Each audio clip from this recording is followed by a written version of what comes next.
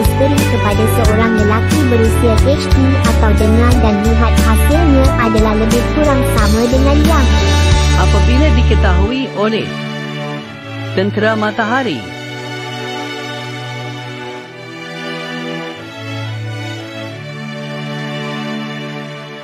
Faktor punca. Just let me give you the statistic first. Yang mentioning pun perlu kita sediakan satu jalan. Autisma sekarang sedang mengalami peningkatan yang sangat hebat. Peningkatan berlipat-lipat boleh hidup berdikari. Sebab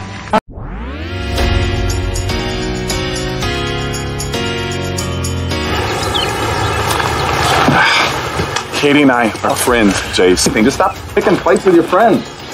All three of them were big buddies all through high school.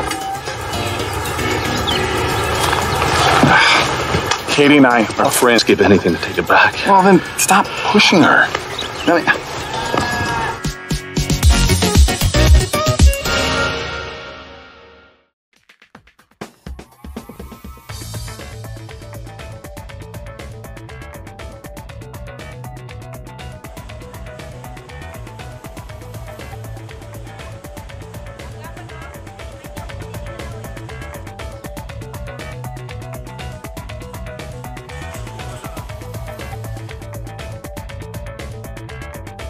Saksikan Agrotech hanya di RTM. Itu pun dah mencukupi. InsyaAllah kalau kita pergi kerja InsyaAllah dia nak menjelajah seluruh Malaysia. Okey, jadi penjelajahan. Dia pun ala-ala workshop juga style dia. Ini sebenarnya dalam rahsia. Kita akan terus war-warkan bagaimana anda menyertainya, tapi dalam rahsia 3K, kita nak mengetahui keadaan enjin kita.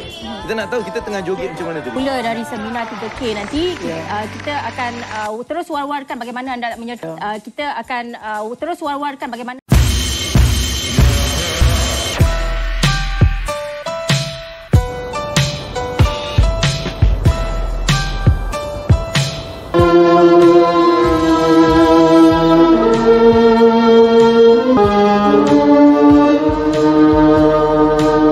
Dalam saksikan Cempak Biru Sabtu 9 malam. Panggung 1 hanya di TV1. Tetapi anda juga tidak dapat dielakkan. Kami ingin mengucapkan drama. Kami juga menyediakan pinjaman berlandaskan syariat Nabi Ibrahim. Kehidupan. Program yang dianjurkan untuk menjadi. Dalam saksikan Opa setiap Jumaat jam 9 malam hanya di TV1.